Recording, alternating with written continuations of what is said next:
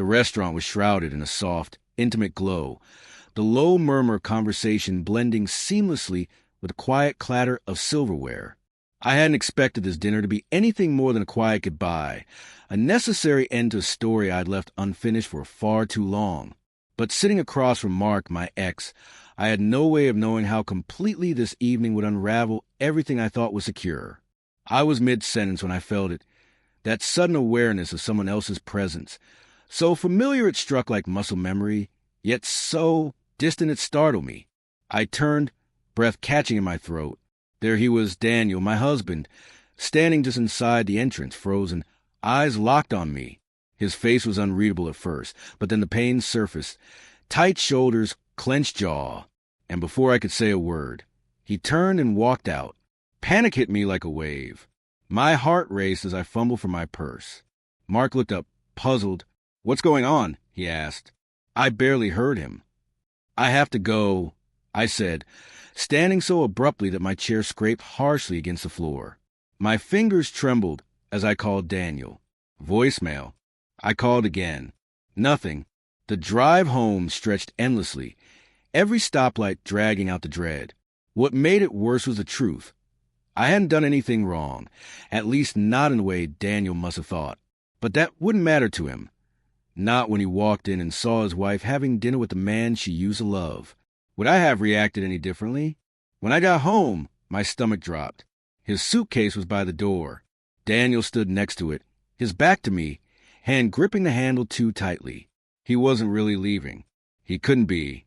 "Daniel," I said softly, my voice barely above a whisper. He didn't turn. When he finally faced me, the look in his eyes hit harder than anything he could have said. In that moment, after 5 years of marriage, I felt like a stranger to him. "You didn't even tell me," he said quietly, pain lacing every word. "I was going to," I said, stepping closer. "It wasn't.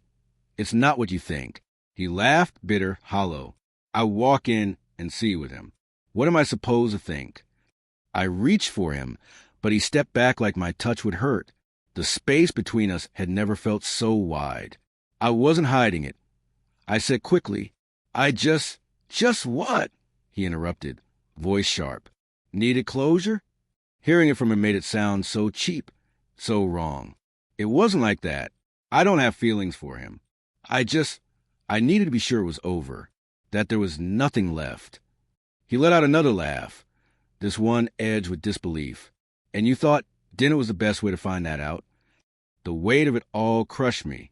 It wasn't about Mark. It wasn't even about dinner.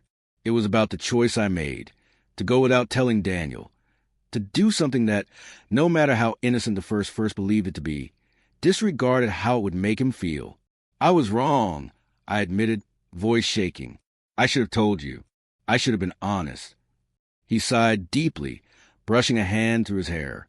His eyes were shiny now, not with rage, but with something far heavier, sorrow. "I thought what we had was unshakable," he said, barely above a whisper. "I never thought you'd keep something like this from me." Tears blurred my vision. "I didn't mean to. I didn't want to, but you did," he said, cutting me off. He picked up the suitcase, and I felt my chest tighten. "If I hadn't walked in, would you have told me at all?" "Yes," I said, but even I didn't believe it. The word hung between us. Empty. He looked at me one last time, a look full of so many things, love, pain, disappointment. Then he turned toward the door. "Maybe I need closure, too," he said softly.